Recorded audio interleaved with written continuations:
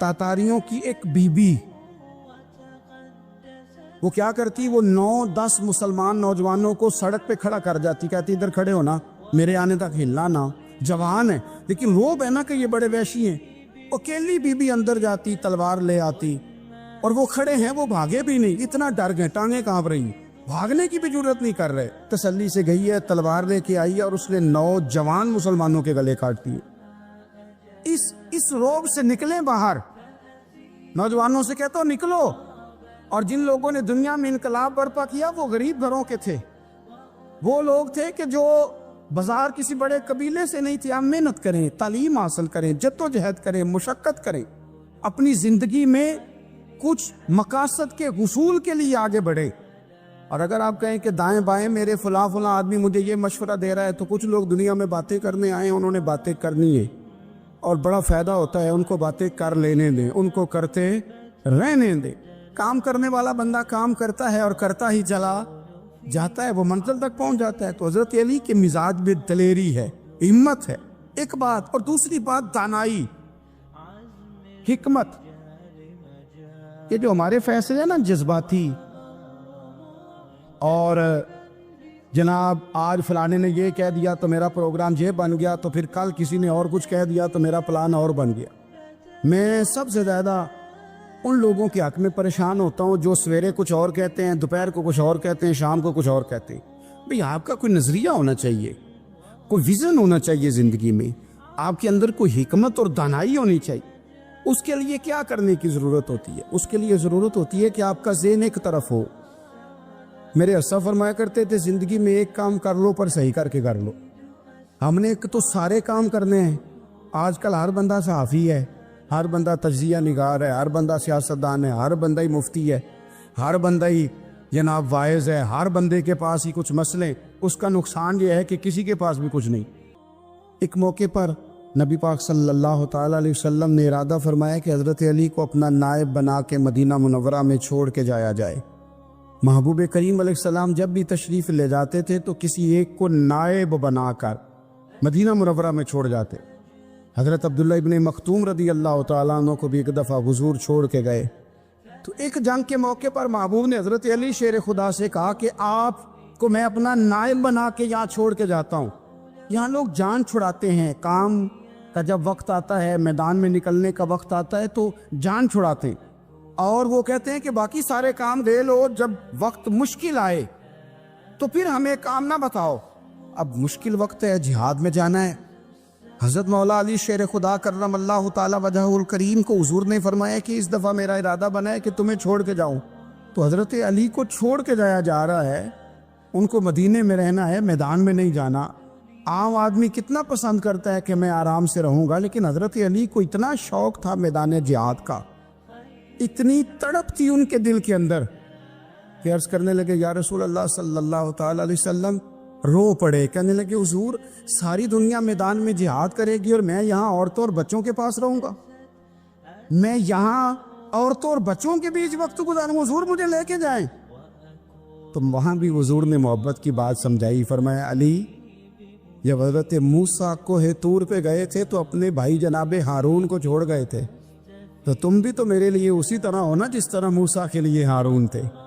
لیکن فرمایا یہ یاد رکھنا میرے بعد نبی کوئی نہیں، حضرت موسیٰ بھی نبی ہیں اور جناب ہارون بھی نبی ہیں علیہم السلام، لیکن وہ انہیں چھوڑ کے گئے تھے، میں تمہیں چھوڑ کے جا رہا ہوں۔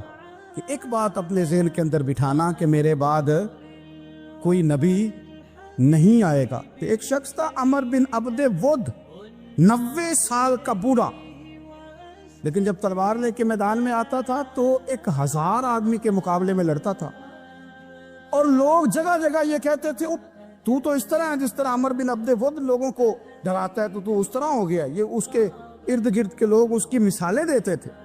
جنگ خندق جب ہو رہی تھی تو یہ مقابلے میں آ گیا، تو حضرت علی المرتضیٰ شیر خدا کرم اللہ تعالی وجہ الکریم بھی تشریف فرما تھے۔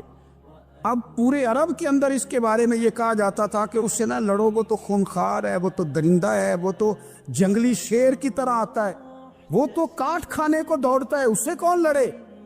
ایک خیال تھا، اور وہ پراپوگنڈا بعض اوقات اتنا زیادہ کسی کے بارے میں ہوتا ہے کہ میں بچے لوگ آتے ہیں نا بچہ دم کرانے کے لیے تو کہتے ہیں پیچھا بڑا ضدی ہے، کسی کی بات نہیں مانتا، باقی بچے ٹھیک تھے، یہ تو بڑا ہی نالائق نکل آیا ہے، تو میں کہتا ہوں کہ آپ اس کے سامنے یہ والی باتیں نہ کریں، یہ پکا ہو جائے گا کہ میں ضدی ہوں۔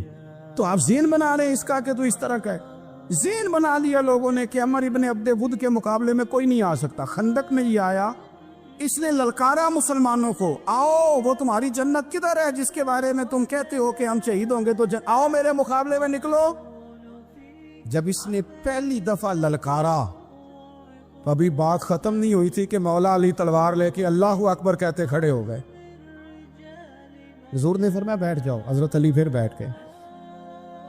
وہ پھر پکارا اٹھو کوئی میرے مقابلے میں، تو مولا علی شیر خدا پھر کھڑے ہو گئے، پھر کھڑے ہو گئے۔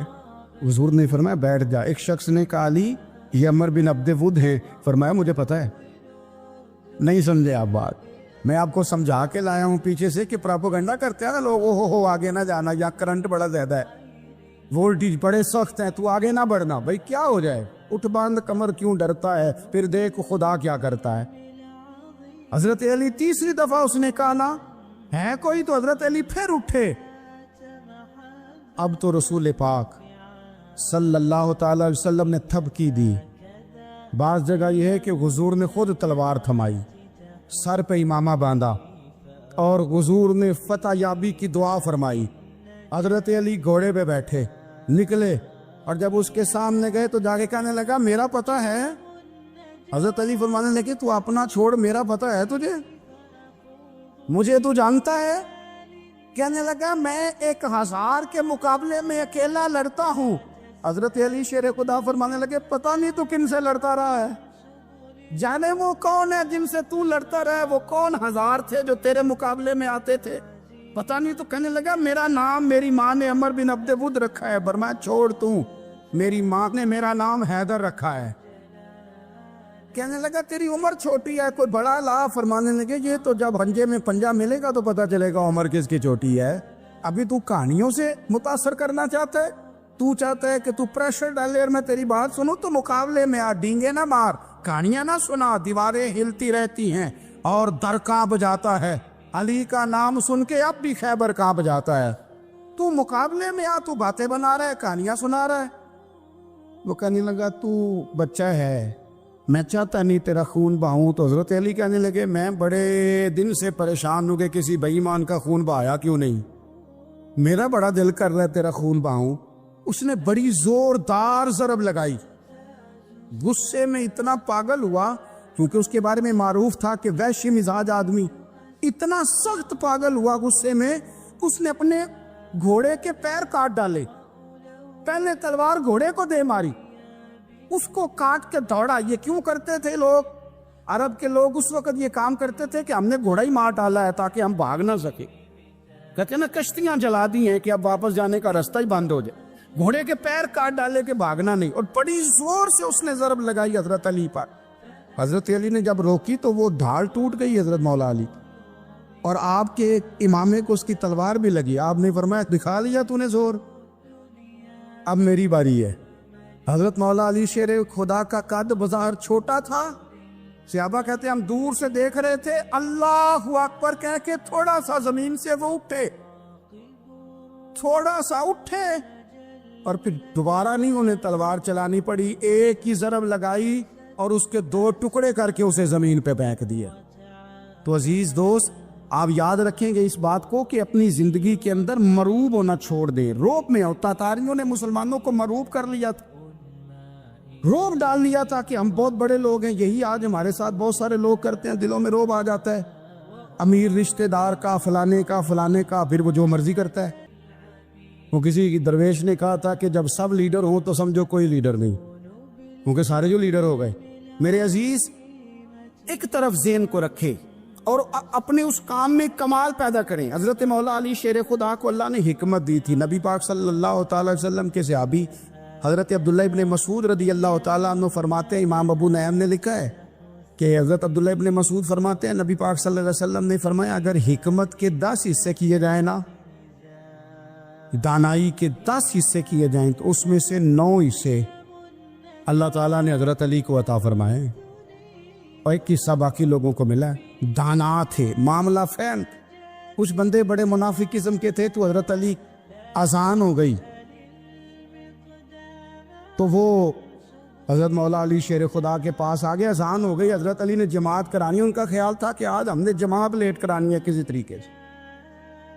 ہم چونکہ زیادہ باتیں، میں دوستوں سے کہتا ہوں بہت زیادہ خبریں نہ دیکھا کرو، بہت زیادہ بھی چیزیں نہ سنا کرو۔ آپ تو میرے بھائی موبائل کے اندر چلے جائیں گے، پھر باہر کی دنیا تو اور ہے، تو تھوڑا باہر بھی نکلیں تصویروں سے، تھوڑا باہر بھی آئیں، دیگر معاملات بھی دیکھیں۔ ہمیں بڑے بڑے اچھے لوگ زندگی میں مل جائیں گے، لیکن ہم ان کے قریب نہیں جاتے، ہم دیکھتے نہیں کہ اصل بات کیا ہے، سنی سنائی چیزوں پر زیادہ گمان کرتے ہیں۔ اب حضرت علی چونکہ بڑے دانا تھے، مصلی پہ بڑھ رہے ہیں، جماعت کری کرنی، اللہ اکبر کہہ رہے ہیں، بندوں کا خیال تھا نماز لیٹ کرانی ہے، نے فٹافٹ حضرت علی سے کہا کہ حضور ذرا وہ جانور تو بتائیے گا کتنے ہیں جو انڈے دیتے ہیں، اور ذرا وہ بھی بتائیے گا جو بچے دیتے ہیں۔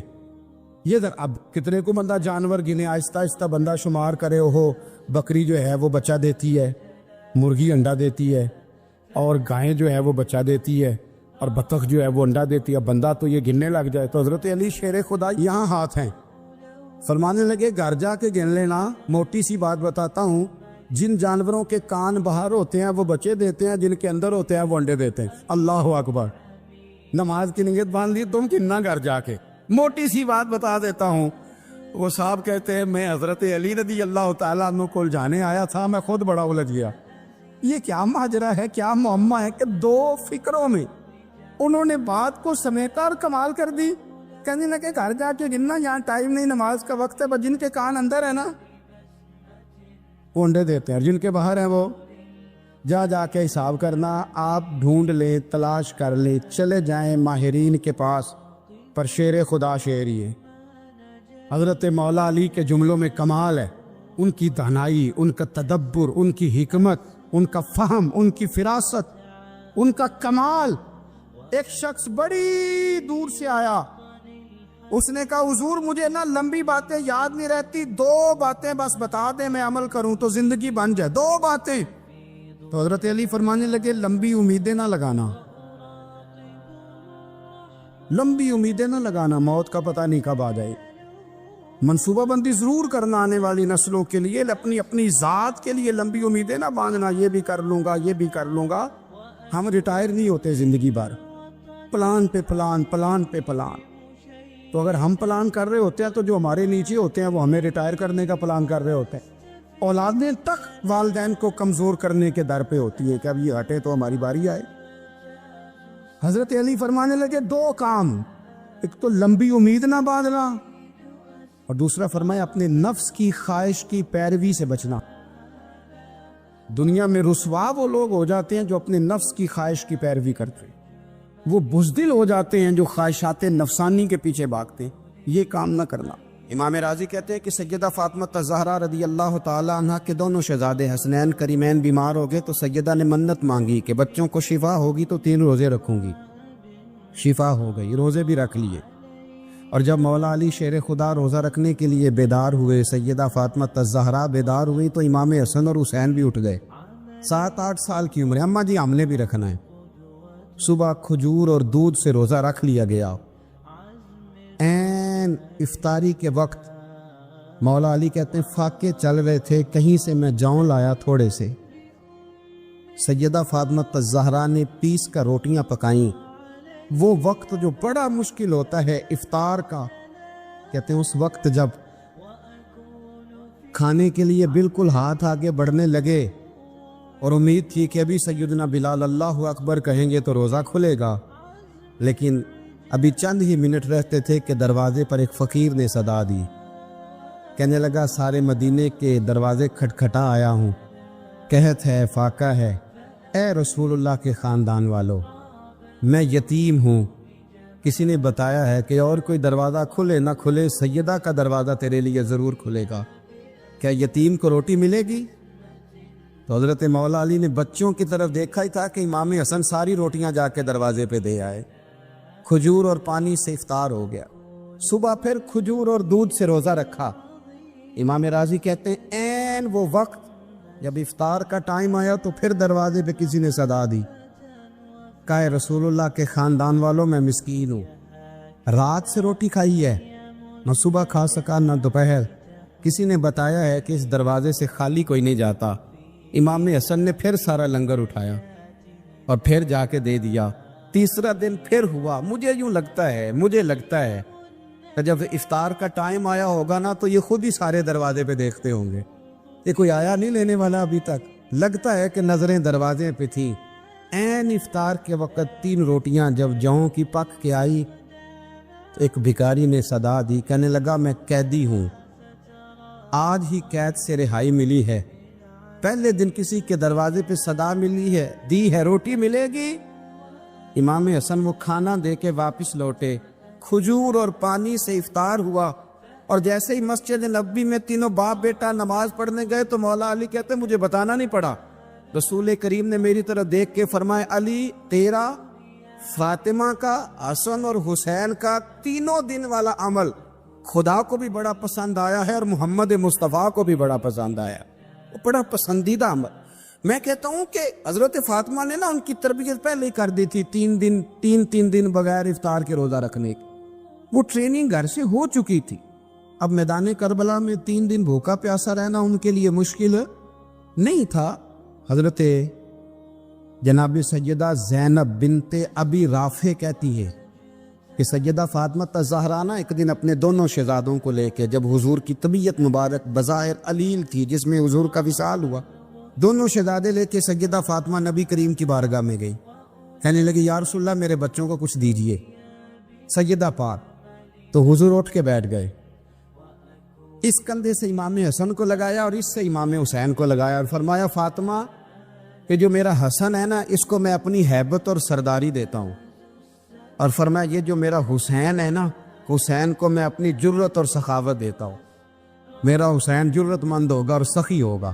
داتا گانج بخش علی حجویری، امام الاولیاء، سید الاسفیاء، داتا صاحب کشف المعجوب میں فرماتے ایک دن نا امام حسین کے پاس ایک شخص آیا بڑی دور سے کچھ مانگنے کا، حضور کچھ دیجئے۔ وہ شخص کہتا ہے کہ میرا ظرف یہ تھا کہ 4-5 دینار ملیں گے، تو امام حسین فرمانے لگے تھوڑی دیر بیٹھ جا، رزق آ رہا ہے۔ تو امام حسین کو حکومت وقت کی طرف سے نا 5 تھیلیاں ملی، جس میں ایک تھیلی میں 500 اشرفیاں تھی، 5 تھیلیاں آئیں، لیکن اس کو آنے میں نا ذرا دیر ہو گئی۔ وہ 5 تھیلیاں جب آئی نا تو امام حسین اس کی طرف 5 تھیلیاں بڑھا کے نا، ذرا دیکھنا میری طرف غور سے، 5 تھیلیاں بڑھا کے نا تو فرمانے لگے میاں اتنا تجھے انتظار کرایا ہے نا، اتنی ہم تیری حاجت پوری نہیں کر سکے، تو یہ نہ محسوس کرنا کہ حسین کے دروازے پہ بیٹھا بھی رہا ہوں تو ملا کیا ہے، یہ نہ محسوس کرنا۔ وہ شخص کہتا ہے جب میں نے وہ تھیلیاں کھولی اور پھر میری نظر امام حسین پہ پڑی تو میرے اندر سے آواز آئی اگر حسین ابن علی اتنے سخی ہیں تو محمد عربی کتنے سخی ہو۔ اگر یہ معیار ان کا ہے، ان کا یہ معیار ہے، اور خود بھیک دیں خود ہی کہیں منگتے کا بھلا ہو، خود کہنے لگے جتنا انتظار کرایا ہے اتنی تیری مدد کر سکے۔ یہ سخاوت کا معیار تھا، یہ طریقہ تھا۔ ایک دفعہ سیدنا امام حسین رضی اللہ تعالیٰ عنہ کے گھر کے اندر نا 5000 دینار آئے، مسجد میں تھے، آپ کو 5000 دینار ملے تو امام زین العابدین کہتے ہیں کہ مسجد سے لے کر گھر آنے تک امام حسین نے 5 کے 5000 اللہ کے رستے میں خیرات کر دی۔ فرماتے میں نے کہا ابا جی 5 دینار کی گھر میں ضرورت تھی،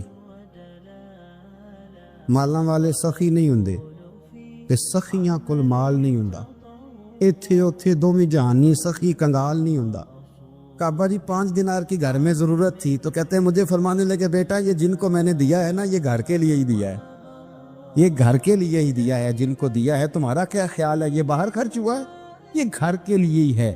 اس لیے کہ جب انسان دوسروں پر شفقت کرتا ہے تو اللہ اس کے گھر پہ رحمت فرماتا ہے۔ امام حسین کے مزاج میں پہلی بات میں نے ذوق عبادت کی عرض کی، دوسری بات عرض کر رہا ہوں کہ صحابہ حضرت اسامہ بن زید بڑے پیارے ہیں میرے نبی کریم کے، بڑے پیارے۔ حضرت اسامہ بن زید کے بارے میں سیدہ عائشہ صدیقہ فرماتی ہیں ان کے ناک سے اگر ریٹھ نکلتی تھی تو اللہ کے رسول اپنے دست مبارک سے صاف کر دیتے تھے، اور سرکار فرماتے تھے کہ اگر اسامہ لڑکی ہوتا نا، ان کے غلام کے بیٹے تھے حضرت زید بن عار، اگر یہ لڑکی ہوتا میں اسے زیور پہناتا۔ بڑے پیارے تھے۔ لیکن جب ان کا آخری وقت آیا نا تو 60,000 دینار کا قرضہ تھا. رشتہ داروں سے کہا، دوستوں سے کہا، یاروں سے کہا، پر قرض ادا نہیں ہو رہا تھا. حضرت اسامہ بن زید کہتے ہیں بڑا پریشان تھا. جب حد ہو گئی نا تو حضرت اسامہ بن زید فرمانے لگے جاؤ کوئی حسین ابن علی کو خبر کرو، ان سے کہو میں نا غلام ہوں آپ کے نانا کا، مقروض دنیا سے چلا گیا تو کیا بنے گا. امام حسین کو خبر ملی تو دوڑے آئے. لاجپال اس پیر کو نہیں کہتے جو تگڑا نذرانہ لے کے تو ماتھا چوم لے، لاجپال تو اس کو کہتے ہیں کہ جب ضرورت پڑے تو وہ سر پہ موجود ہو. حضرت سیدنا امام حسین تشریف لائے تو جناب اسامہ بن زید رو پڑے، کہنے لگے حضور میں نے نا غلامی کی ہے آپ کے نانا کی، اور اس غلامی پہ ناز ہے، اب 60,000 دینار کا قرضہ لے کے دنیا سے جاؤں گا تو میری قبر پہ بوجھ رہے گا. امام حسین خادم کو بھی کہہ سکتے تھے جاؤ گھر پیسے پڑے ہیں لے آؤ. امام حسین خود گئے، چادر روڑ کے تو اس کی اوٹ میں بکل میں 60,000 دینار چھپا کے لائے اور جناب اسامہ بن زید کے سامنے رکھ کے کہنے لگے اسامہ یار پیسے رات کو ہی آئے تھے، میں سوچ رہا تھا مجھے تو ضرورت نہیں، اللہ نے کس کا نصیب میرے گھر میں بھیج دیا، مجھے تو حاجت ہی نہیں تھی، اب پتہ چلا پیسے تیرے تھے. اللہ نے حسین کی ڈیوٹی لگائی ہے کہ جا کے دے آ. حضرت اسامہ بن زید رو پڑے، فرمانے لگے اللہ آپ کو بہترین صلہ عطا فرمائے. امام بڑا ہی پیار کرتے تھے. گھوڑے پہ جا رہے تھے، کچھ فقیر غریب لوگ بیٹھ کے روٹی کھا رہے تھے. کہاں رہے تھے؟ سڑک کے کنارے. تو امام زین العابدین فرماتے ہیں کہ جب امام حسین گزرے تو انہوں نے آواز دی حضور دل کرتا ہے ہمارے ساتھ بیٹھ کے روٹی کھائیں. کائنات کے مالک و مختار کے نواسے اور دنیا کے سب سے بڑے شہزادے گھوڑے سے اترے اور غریبوں کے ساتھ سڑک پہ بیٹھ گئے، روٹی کھانے لگے اور دیر تک کھاتے رہے. اور جب فارغ ہو گئے تو فرمانے لگے کھانے کی ضرورت بھی نہیں تھی، حاجت بھی نہیں تھی، پر تم نے آواز دی تو دل رکھنے کو بیٹھ گیا تھا، اگر اجازت دے تو چلا جاؤں. یہ مزاج تھا، یہ طبیعت تھی.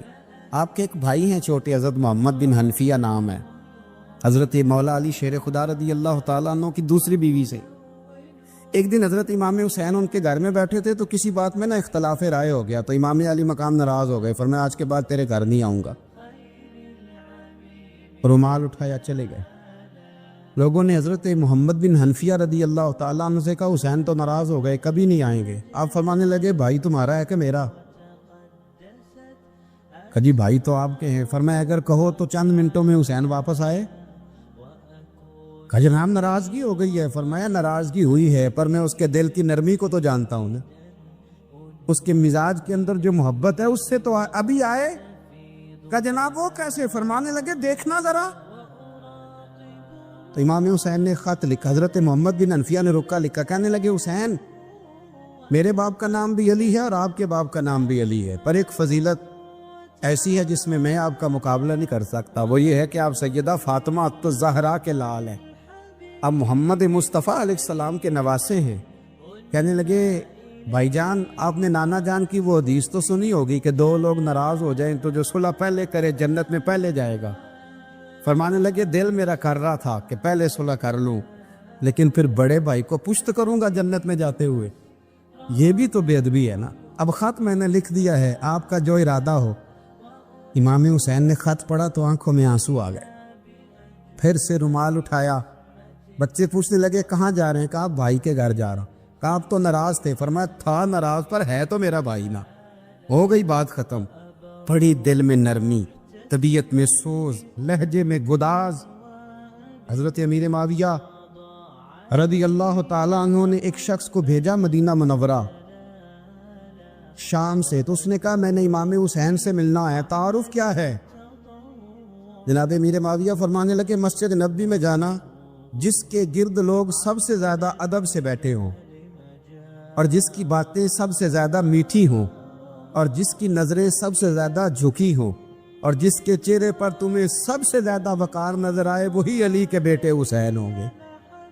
جو سب سے زیادہ تمہیں وہاں ماحول کے اندر جو شخص نظر آئے پوچھنے کی ضرورت نہیں پڑے گی.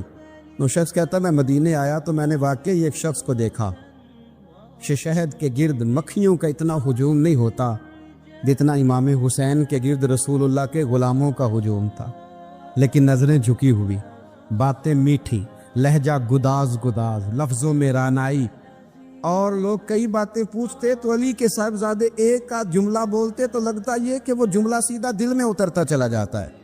امام علی مقام کے کردار میں کچھ باتیں بڑی زیادہ تھیں، بہت زیادہ تھیں، بڑا حسن تھا۔